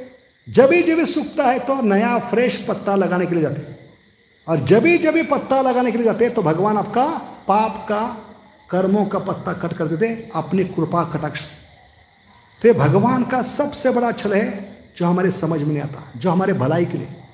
भगवान जानबूझकर ऐसी चीजें मांगी है जो बहुत कम समय में सूख जाती है, खराब होती है, क्योंकि उस बहाने ये जीवात्मा बार बार मेरे सामने आएगा, बार बार मेरी कृपा दृष्टि में होगी। ये मतलब है कम वा दयालु, ये शब्द का। इसलिए श्लोक बोलना पड़ा। 8 शर्तें क्या कम किया भगवान ने, कि भगवान कितने छलिया है, जीवात्मा से छल कर रहे हैं जानबूझकर हमारे उद्धार के लिए, हमारे भलाई के लिए। बेटा आ जाओ, पत्ता सूख गया ना, तुम्हारा पत्ता कट कर दूंगा। हर बार पानी चेंज करने के लिए जाते हैं, नजर डालते हैं, क्योंकि जब भी जाओगे भगवान की कृपा कटाक्ष, करुण कटाक्ष आप पे गिरेगी और आपका उद्धार निश्चित है। जितने बार जाओगे पत्ता चेंज करने के लिए, पानी चेंज करने के लिए, फल चेंज करने के लिए, और दिन में 3 बार कम से कम तो जाना पड़ता है, क्योंकि ब्रेकफास्ट, लंच, डिनर पापी पेट का सवाल है कि नहीं? तो कितने चालाक है भगवान। बोलो भक्तवत्सल भगवान कृष्ण की जय। तो ये 8 शर्तें कम किए हमारे लिए। इसलिए भगवान को हिटलर मत समझिए। हिटलर शर्तें बढ़ाता जाता था, इतना जमीन देना चाहिए, इतना सोना देना चाहिए, इतना चांदी देना चाहिए, इतना सैनिक, इतना दारू गोला, इतनी औरतें भोग के लिए देने। शर्तें बढ़ाता जाता है। भगवान का अपोजिट है, शर्तें कम करते जा रहे, क्योंकि भगवान कोई हिटलर नहीं, हिटलर के बाप है। समझ गए? तो ये भावना से जन्माष्टमी भगवान के पास मत आइए, दिल खोल कर दीजिए। फल वाली ने टोकरी भर फल दिए तो भगवान ने क्या दिए? हीरे जवाहरात मान के दिए। क्योंकि भगवान किसके समान है? धरती के समान है। किसान एक बीज धरती में बोता है तो बदले में धरती क्या देती है? हजारों गुना उस बीज के क्या देती है? दाने देती है। वो है भगवान, धरती से ज्यादा कृपालु। इसलिए भगवान के पास बिजनेस के लिए मत आइए। नारद मुनि का भजन है, इनसे व्यापार मत कीजिए, क्योंकि नंद का लाला सबसे बड़ा व्यापारी है। इस भौतिक जगत में जिसने भी भगवान के साथ व्यापार करने का प्रयास किया, भगवान के साथ छल करने का प्रयास किया, वो हारर है। क्योंकि पूरा भौतिक जगत एक कैसीनो के समान है। किसके समान है? जुए का अड्डा है। और आज तक कोई जुआरी पैदा नहीं हुआ जो जीत कर गया है। क्योंकि सबसे बड़े जुआरी कौन है? Amongst the gambler I am the greatest gambler. इनके साथ जुआ मत खेलिए। जितना सीधे होंगे उतना ये सीधे बनेंगे, जितना टेढ़े बनोगे उतना टेढ़े बनेंगे। समझ गए? इसलिए प्रेम से अर्पण कीजिए, पत्रम पुष्पम फलम। तो कल से जब भोग लगाओगे तो क्या करना है? एक कटोरी खाली भी रखनी है। क्यों रखनी है? क्योंकि भगवान आपके 56 भोग के भूखे नहीं। भगवान कलयुग में आते गौर निताय राधा कृष्ण जगन्नाथ बलदेव के रूप में 56 के लिए नहीं, 16 शब्द सुनने के लिए। हरे कृष्णा कृष्णा कृष्णा हरे हरे, हरे राम राम राम हरे हरे। समझ गए? ये भोग महत्वपूर्ण है। आपकी भावना क्या है, चेतना क्या है, कितना प्रेम है, समझ गए? तो कल से एक कटोरी खाली रखना है, उसमें हमारा दिल रखना है, हमारी भावना रखना है, चेतना रखना है, हमारी श्रद्धा रखना है, क्योंकि भगवान पहली नजर उस कटोरी पे मारेंगे। अगर उस कटोरी में नहीं है तो कुछ भगवान कुछ नहीं स्वीकार करेंगे, क्योंकि भगवान पूछेंगे आइटम, वो आइटम कहाँ है? क्या कहेंगे भगवान? आइटम यानी नमूने, वो आइटम कहाँ है जिसका मैं भूखा हूँ? भगवान कौन है? भावग्रही जनार्दन। कौन है? तो भावना होनी चाहिए। इसे कल से एक आचार्य कहते हैं कटोरी रखिए खाली, उसमें अपना दिल रखिए, प्रेम रखिए, भावना, श्रद्धा, चेतना रखिए, तो भगवान स्वीकार करें। समझ गए? इसलिए बहुत आवश्यक है कि हम भगवान को क्या करेंगे? जैसे सेल्समैन है, सेल्समैन के पास अच्छा टाई, बूट, सूट, कोट, टोपी, हैट सब कुछ है, गॉगल अच्छा है, बढ़िया सूटकेस है, और वो गया है मार्केट में। सेल्समैन क्या करता है? अपना प्रोडक्ट बेचता है। लेकिन उस मूर्ख व्यक्ति ने जैसे दुकान में जाकर बैग खोली तो उसको धक्का लगा। आज गलती से बैग में वो आइटम नहीं रखा था जिसका वो मार्केटिंग करता है। तो बैग खोलने के बाद दुकानदार पूछेंगे जिसके दुकान में आए कि भाई साहब आपका थोबड़ा देखने के लिए, आपका सूट बूट देखने के लिए, आपका गॉगल देखने के लिए नहीं बुलाए, वो आइटम कहाँ है? आइटम ऐसे भगवान पूछेंगे आइटम, वो आइटम कहाँ है जिसका मैं भूखा हूँ? भावना का भूखा हूँ। समझ गए? वो भावना होनी चाहिए, तब भगवान स्वीकारेंगे। अष्टामी का मतलब है जरूर स्वीकार करूंगा। दुर्योधन का भोग न खायो, विदुर घर साक खायो। सुदामा के छीन कर पोए खाए और चबा रहे। क्या चबा रहे भगवान? तंदुल को नहीं, उसकी दरिद्र को तो चबा रहे। वो क्या चावल थे, किसको पता है? चावल का नाम क्या था? बासमती नहीं, बासमारती। क्या नाम था? जमीन आसमान का फर्क होता है बासमती और बासमारती में। क्योंकि सुदामा जिस गांव में रहते अकाल पड़ा था, अकाल में कौन बासमती चावल देगा? कौन से चावल देगा? फेंकने के लायक, जो कुंडादन में फेंक सकते, जानवर भी नहीं खा सकता, ऐसे चावल दिए। बासमती नहीं, बासमारती। पहले से इतने बास मार रहे। और सुदामा के पत्नी के पास उसको पोटली में बांधने के लिए कपड़ा भी नहीं था। सुदामा निकल पड़े तो गड़बड़ी में उसने क्या दिया? गंदे कपड़े में बांध दिया, जो पहले से बदबू आ रही थी। तो डबल इफेक्ट, पहले से बास मारती थी, गंदे कपड़े बांधने का डबल इफेक्ट। और सुदामा ने और चमत्कार किया, उसमें क्या किया? उस पोटली को अपने काक में रखा, ट्रिपल इफेक्ट। समझ गए? और चलते चलते जा रहे, क्योंकि फ्लाइट नहीं था, ट्रेन नहीं थी, बस नहीं थी। उस जमाने में 11 नंबर बस चलती थी। कितनी? सुदामापुरी से द्वारका धूप के मौसम में चलते चलते जा रहे हैं। और एक गठड़ी कहाँ है? तंदुल की पोटली कहाँ है? और चलते समय पसीना ज़्यादा कहाँ आता है? तो पसीने से लथपथ है, बासमती बास मारती है, गंदे कपड़े में, ट्रिपल इफेक्ट वाले। इसलिए भगवान को देने के लिए तैयार नहीं थे, लेकिन भगवान ने छीन के लिया और खोल कर सूंघा तो भगवान बेहोश नहीं हुए। हम होते तो बेहोश होते, क्योंकि ट्रिपल इफेक्ट वाले। भगवान सूंघ रहे। क्या सूंघ रहे? उसके भक्ति को सूंघ रहे, क्योंकि वो भावग्रही जनार्दन है। अभी एक मुठ डायरेक्ट मुंह में डाली, कितने लोगों का साहस है? कच्चा तंदुल। हम जगन्नाथपुरी जाते हैं तो एक छोटी बैग लेकर आते, जो 10 साल चलती। कितनी? 10 साल चलती हो। द्वादशी को किसको किसको गाली देकर, किसका किसका उद्धार देकर वो दाना मुंह में डालते, लेकिन भगवान पूरी मूठ मुंह में डाले। और क्या चबा रहे? तंदुल को नहीं, सुदामा के दरिद्र को चबा रहे। ये भगवान की भावना है। ना घंटी बज रहे, ना मंत्र बोले जा रहे हैं, ना भगवान का पट लग रहा है, ना ग्लास है, ना आरती है, उल्टा छीन कर खा रहे। और एक एक मूठ के लिए क्या करे भगवान? उसका रिटर्न दे रहे हैं। तो ये भगवान ये है।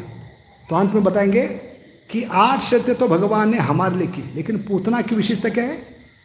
क्योंकि ये पूतना के कारण सुखदेव महाराज भक्त बनने वाले हैं, मेरा गुणगान करने से पूतना के लिए 3 विशेष कंसेशन। मेरी कथा कौन करेगा? सुखदेव महाराज। कभी करेंगे? इस पूतना के कारण। अहो बकीयम स्तनकालकूटम जिघांसया यद अपि असाध्वी लेभेम गति धात्री उच्चिताम ततोन्यम कम वा दयालु। ये भगवान के हृदय में प्रवेश करने का अवसर पूतना देगी, तब जाकर भगवान के हृदय को समझेंगे और जीवों को समझाने का प्रयास करेंगे। इसलिए इस पूतना को मैं 3 विशेष कंसेशन दूंगा। साधारण जीवात्मा के लिए 8 शर्तें कम, पूतना के लिए 3 कम, ज्यादा एक्स्ट्रा। पहली क्या है? गलत भावना से आई थी, भावना ठीक नहीं थी। सभी माताओं ने भगवान को दूध पिलाया, यशोदा ने पिलाया, देवकी ने पिलाया, ब्रह्मलीला में गैयों ने पिलाया, सारी माता ने पिलाया, भगवान की धुष्टि पुष्टि के लिए, यहां मारने के लिए। ये भावना गलत थी। दूसरा प्रॉब्लम, आइटम गलत था। आज तक कितने प्रकार के दूध आपने सुने हैं? बादाम दूध, पिस्ता दूध, बोलिए, मुंह खोलिए थोड़ा, क्या क्या पिया है? थोड़ा बाहर निकालिए क्या क्या पिया है? केसर दूध, मलाई दूध, हाँ बोलिए। कभी सुना है पॉइजन फ्लेवर? सिर्फ एक भक्त ने अर्पण किया। तो आइटम में गलत है, भावना में गलत है, और भेष बदल कर आई। फिर भी भगवान ने एक देखा, आई है, कुछ लेकर आई है, खुद चल कर आई है, ब्रज में आई है, सबको त्याग कर आई है, और कुछ देने के लिए आई। आई है, आई है, आई बना दिया। बोलो पूतना माता की। इसलिए जो विष पिलाने के लिए आई तो माता का सन दिया, तो हमें क्या देंगे विचार कर सकते हैं। इतना प्रेम से 16 माला कर रहे, रोज प्रेम से भोग लगा रहे, रोज आरती कर रहे, रोज मंगल आरती आ रहे, तो हम सोच भी नहीं सकते कि भगवान क्या दे सकते। इसलिए देने में हिचकिचाहट मत कीजिए। जन्माष्टमी आ रही है, दिल खोल कर दीजिए, सारे 21 पीढ़ियों का उद्धार हो जाए इससे। ठीक है, देने से कुछ नुकसान नहीं, क्योंकि भगवान के साथ बिजनेस मत कीजिए, भगवान का फायदा उठाने के लिए मत आइए। जितना भगवान का फायदा उठाने के लिए आओगे उतने घाटे में रहोगे। ये भगवान का अनोखा गणित है, मैथ से क्या है, जितना भगवान का फायदा उठाने का प्रयास करोगे उतने घाटे होंगे। तो भगवान का फायदा मत उठाइए, गलत धारणा से भक्ति मत कीजिए, बड़े सीधे सरल तरीके से निरागस बालक के समान प्रेम से भगवान को अर्पण कीजिए। ठीक है, ताकि भगवान भी सीधे बनकर आपके जीवन में भक्ति की गंगा बहाना शुरू करेंगे और हमारा मनुष्य जीवन तभी सफल होगा। बहुत बहुत धन्यवाद। हरे कृष्णा। बोलो भक्त वत्सल भगवान कृष्ण की, कृष्ण जन्माष्टमी महामहोत्सव की। तो जैसे काम नहीं होगा, और 5-6 दिन बाकी है, सब लोगों को हमें क्या करना है, हनुमान के समान भगवान की लक्ष्मी उनसे लेकर भगवान की सेवा में लगाना है। हनुमान जी का काम करना है। साल में एक बार मौका मिलता है हनुमान बनने का। तो जितना हो सके, जो गलत रास्ते में पैसा लगा रहे, गलत कामों में, वो रावण के समान भगवान की सीता का भोग कर रहे, उस लक्ष्मी को फिर से नारायण की सेवा में लगाने की ये सुनहरा अवसर भगवान जन्माष्टमी दे रहे। खुद सेवा में लगे और दूसरों को भी सेवा में लगाइए। बहुत बहुत धन्यवाद। हरे कृष्णा। वांछा कल्पतरुभ्यश्च कृपा सिंधुभ्येव च पतितानां पावनेभ्यो वैष्णवेभ्यो नमः। उनको बोलो, ये सारे बच्चे यूट्यूब में है, सुदामा दास ऑफिशियल चैनल का नाम है। तो जो भी है सब कृष्ण और भगवान के जितनी भी गलत धारणाएं भावना और यूट्यूब में सुदामा दास ऑफिशियल। हरे कृष्णा। सर्वांना विनंती, कृपया 2 मिनिटं खाली बसावे, दर्शन उघडणार आहे। सब्सक्राइब करो, अब आगे सब्सक्राइब करने के लिए बोलो। सबसे अनुरोध है, कृपया नीचे बैठिए, भगवान का दर्शन कुछ ही क्षणों में खुलेगा। और साथ ही साथ आप सबसे कुछ अनाउंसमेंट्स भी करनी है।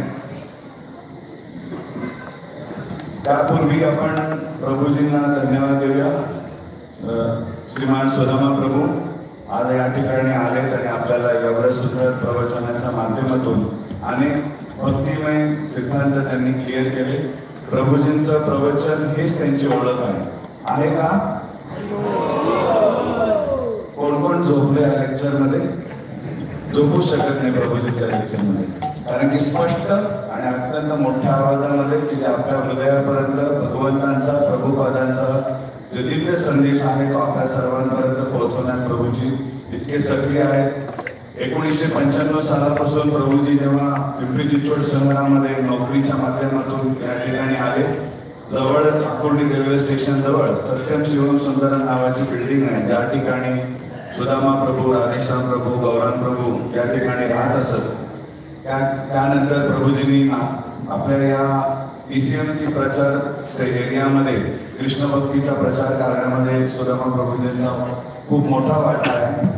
पुढे चालून प्रभूजी इस्कॉन गिरगाव चौपाटी मुंबई या ठिकाणी ब्रह्मचारी म्हणून जॉईन झाले आणि सबंध भारत व तसंच महाराष्ट्रामध्ये व अनेक राष्ट्रांमध्येही जाऊन प्रभूजी प्रचार करत असतात. आणि विशेष करून हरिनामाच्या रुचीबद्दल आपल्या सर्वांनी हरिनामाला कसं अत्यंत दृढतापूर्वक स्पष्ट आपण ह्या हरिनामाच्या बाबतीत ज्ञान संपादन करून आपल्या आचरणामध्ये आणावं यासाठी प्रभूजी अत्यंत प्रखरपणे आपलं मत शास्त्राच्या आधारावर मांडत असतात. या सर्व प्रभूजी अनेक प्रवचनं देतात. या सर्व प्रवचनांची सिरीज यूट्यूबवरती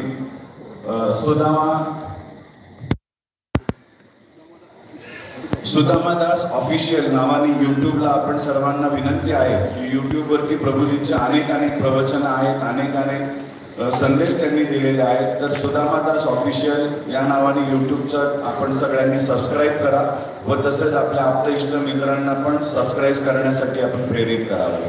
तर आजच्या या प्रवचनासाठी आपण प्रभूजींना धन्यवाद देऊया. 3 वेळा हरिबोल म्हणून.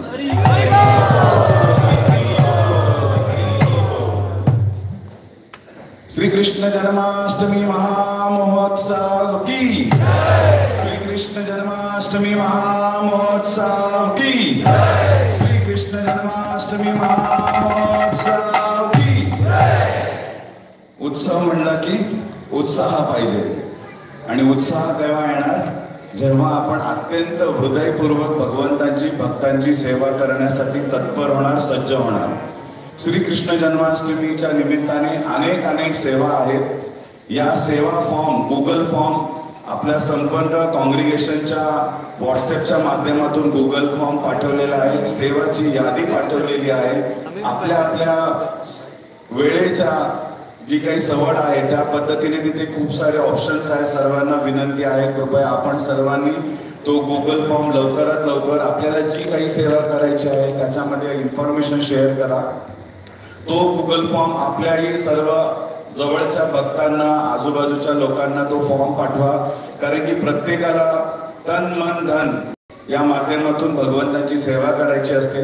जसं आपण सर्वजण निश्चितच कृष्ण जन्माष्टमीच्या निमित्ताने फंड कलेक्शन करत असाल, दान गोळा करण्यासाठी घरोघरी जात असाल, काही दान स्वरूपात, पैशा स्वरूपात सहकार्य करतील, तर काही आपल्या शारीरिक है ना इथं येऊन तनाने सहकार्य करतील. व्हॉलेंटियर्स म्हणून आपल्याला अनेक सेवा आहेत. तर कृपया या सेवेसाठी ISKCON youth forum, boys wing, girls wing, congregation मेंबर्समध्ये सगळ्या काउन्सिलर्स, प्रत्येक काउन्सिलीजनी आपल्या पुढच्या भक्तांनाही मेसेज फॉरवर्ड करा. मंथन ग्रुपमध्ये सर्वांना विनंती आहे, जे कोणी इथं आपापल्या त्या डिपार्टमेंटचे इथे भक्त आहेत, कृपया सर्वांनी आपल्या परिचित भक्तांपर्यंत त्या गुगल फॉर्मचा प्रचार करा. तो लवकरात लवकर भरला पाहिजे. अनेक सेवा आहेत. या सेवेसाठी आपल्याला व्हॉलेंटियर्सची गरज आहे. अत्यंत विशेष आणि महत्त्वपूर्ण सूचना DT डिपार्टमेंटतर्फे, भगवंतांच्या विग्रह डिपार्टमेंटतर्फे आहे. येणाऱ्या मंगळवारी म्हणजे 5 तारखेला आपण 6 आणि 7 तारखेला उत्सवाला आरंभ करणार आहोत. अत्यंत धूमधडाक्यामध्ये हा उत्सव साजरा करणार आहोत. तर आपल्याला 5 तारखेला 300 किलो फुलं इथे येणार आहेत. 300 किलो फुलांच्या माळा बनवायच्या आहेत. जसा की आपण पुष्पाभिषेक साजरा करतो, आपण सर्वजणांनी पुष्पाभिषेकाचा आनंद घेतलाय का? भूक लागली का? आपण सर्वजण पुष्पाभिषेकाचा आनंद घेतलाय का या आधी? निश्चितच घेतलेला आहे. तर असाच पुष्पाभिषेकासारखंच 300 किलो फुलं इथं बरगतच्या हॉलमध्ये असणार आहे.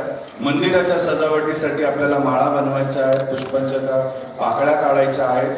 जवळजवळ आपल्याला या सेवेसाठी 100 व्हॉलेंटियर्स, माताजी प्रभूजी, विशेष करून माताजी, कारण की माळा बनवण्यामध्ये ते एक्सपर्ट आहेत, कारण की 2 व्यक्तींना जोडण्यामध्ये माताजींचा रोल खूप मोठा असतो. तसा हे फ्लॉवर गार्लंड सेवामध्ये पण अग्रणीय सेवा आहे. तर आपल्याला 100 पेक्षा जास्त व्हॉलेंटियर्सची गरज आहे.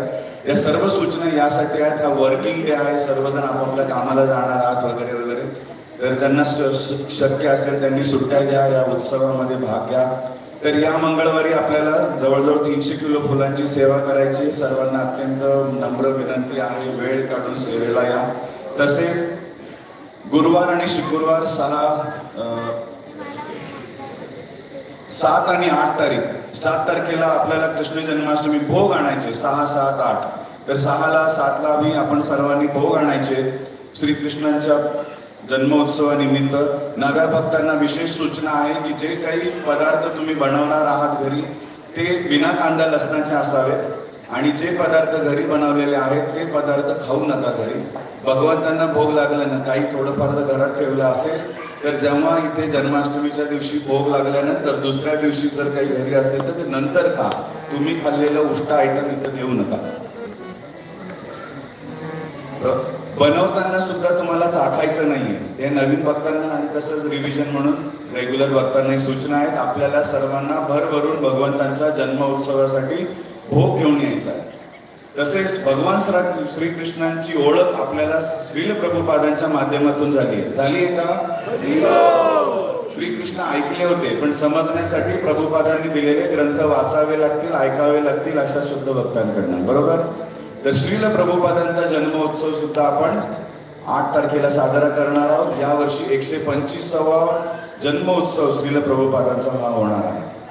तर या दिवशी सर्वांना विनंती आहे की सकाळी 10 वाजेच्या आत प्रभुपादांच्या जन्मोत्सवाच्या दिवशी तुम्हाला भोग आणायचे आहेत आणि कृष्ण जन्माष्टमीच्या दिवशी रात्री 8 वाजेच्या आत जे काही भोग बनवणार आहात 6 आणि 7 तारखेला रात्री 8 वाजेच्या आत भोग बनवून आणायचे आहेत. भरपूर आणा, व्हरायटी आणा. तुम्हाला म्हणजे तुमचं स्किल दाखवण्याची ही सुंदर संधी आहे. एकाने 125 आणायचे असे प्रभूजींची सूचना आहे. आपण इच्छा कराल तर निश्चित होईल. आपल्याला आपला उत्साह दाखवायचा आहे. तुम्ही इच्छा करा, निश्चित होणार. आपण जगन्नाथ उत्सव आणि अनेक फेस्टिवल्सला हे करत असतो. कृपया याची सगळ्यांनी दक्षता घ्या. अत्यंत उत्साहाने हर्षोल्लेख होऊन ते करा. गुगल फॉर्म भरणं अत्यंत महत्त्वपूर्ण आहे. तोही भरा आणि ज्यांना शक्य नसेल त्यांना विनंती आहे की कृपया लिखित स्वरूपामध्ये इथे आपण इन्फॉर्मेशन सेंटर किंवा जडभरत प्रभूंना एक सरप्राईज सेवा देतोय की तिथे थोड्याच वेळात ते कागद पोचेल. ज्यांना गुगल फॉर्म वगैरे असला प्रकार माहिती नसेल तर त्यांना विनंती आहे की तिथे कागदावरती आपण आपली सेवा करण्याची तिथे काहीतरी नोंद करा. तसेच अत्यंत महत्त्वपूर्ण सेवा म्हणजे तुम्ही ज्या दुचाकी 4 चाकी गाड्यांवरती या मंदिराच्या परिसरापर्यंत येत आहात, आपले इस्कॉनचे व्हॉलेंटियर ज्या ठिकाणी तुम्हाला पार्किंगच्या सुविधा देत आहे, सांगत आहेत, कृपया आपल्या गाड्या तिथेच पार्क करा. विशेष करून नियमित येणाऱ्या भक्तांना विनंती आहे की पुढील 10 दिवस मंदिराच्या गेटच्या समोरची जी बिल्डिंग आहे तिचं नाव वृंदावन रेसिडेन्सी आहे. बरोबर तिच्या पाठीमागे एक मोठा प्लॉट आहे. तो मोठ्या प्लॉटवरती नियमित येणाऱ्या भक्तांना विनंती आहे तुमच्या गाड्या तिथेच पार्क करा. कंटाळा करू नका. तिथल्या स्वयंसेवकांशी हुज्जत घालू नका, वादविवाद घालू नका. तुम्ही खूप मोठी सेवा करण्यासाठी इथे येत आहात, पण गाड्या सुरक्षित जर लागल्या तर अनेक प्रकारच्या प्रॉब्लेम्स टळतील. आजूबाजूला आपले पूर्वी एक होतं की आपल्या एकट्याचं साम्राज्य होतं. आता आपल्याला अनेक शेजार पाजार भरपूर बिल्डिंगा झालेल्या आहेत. गैरसोय होणार नाही म्हणून 2 व्हीलर पार्किंगसाठी विशेष करून मंदिरच्या गेटच्या समोर वृंदावन रेसिडेन्सी आहे. बरोबर तिच्या पाठीमागे त्रिकोणी प्लॉट आहे. त्या ठिकाणी नियमित येणाऱ्या भक्तांनी 2 व्हीलर पार्किंग करा. 4 व्हीलर पार्किंगसाठी समोर सोनीगरा अंगणचा प्लॉट आहे. जेव्हा आपण सरळ धर्मराज चौकाकडनं मंदिराकडे येतो, टर्न घेताना कोपऱ्यावरती एक इस्त्रीचं दुकान आहे. तिथे 4 व्हीलर पार्किंगची व्यवस्था आहे. शिंदे वस्तीकडनं येणाऱ्या भक्तांना विनंती आहे की पाण्याच्या टाकीच्या पाठीमागेच आपल्या 4 व्हीलर पार्किंग करा. 10 पावलं पायी या. यावर्षी आपण जवळजवळ 1 लाख लोक आपल्या मंदिराला दर्शनाला येतील अशी अपेक्षा आहे. प्रत्येक वर्षी हा संख्या वाढत राहते. प्रत्येक शनिवार रविवारी सुद्धा खूप लोक इथे दर्शनाला येत असतात. आपण सर्वांनी उत्साहाने जी काही आमंत्रण पत्रिका आहे ती वाटलेली आहे. त्याच्यामुळे ज्या पद्धतीचं नियोजन होतं आहे की 1,00,000 लोक इथे येतील, त्याच्यामुळे येणाऱ्या लोकांना सुखद अनुभव येण्यासाठी आपल्याद्वारे काही चुका होणार नाही. सगळ्यांनी दक्षता घ्या. या सूचना कानाडोळा करू नका. हा अत्यंत महत्त्वपूर्ण विषय आहे, कारण की नियमित येणाऱ्या भक्तांना आजूबाजूचे सर्व लोक ओळखतात. आपल्या चुकांमुळे संस्थेला गालबोट लागणार नाही याची सगळ्यांनी दक्षता घ्या. तसेच बाहेर जिथे घंटा आहे, नरसिंहदेव आहे, तिथे सेवा लिस्ट लागलेली आहे. ज्या काही सेवा करायच्या आहेत किंवा तुमचे बऱ्याच जणांनी नाव नोंदणी केली, त्यांची नावं तिथे लिहिलेली आहेत. ज्यांची नावं लिहिलेली नाही आहेत पण तुम्हाला करायची उत्सुकता आहे, तिथे जर जागा असेल तर कृपया आपण तिथे स्वच्छ अक्षरात आपलं नाव तिथे लिहिण्याचा प्रयत्न करा.